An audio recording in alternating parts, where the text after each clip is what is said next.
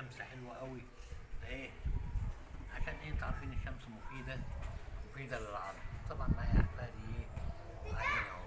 حاجة طبعا انا مع الحاجة ابو شكري عشان ايه تعبانة شوية هي ورجليها الدكتور، فالدكتور اشار عليا ايه او عليها، قال لي ايه تقعدها ايه كل يوم شوية في الشمس زي ما انتوا شايفين، فادعوا لها بالشفاء.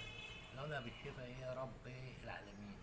ايه لان ايه طبعا الشمس مفيدة زي العلاج، وزي ما انتم شايفين الجو عندي فوق السطح بتاع البيت عامل ازاي جميل فوق ما اقول لكم، فوق ما تتصور.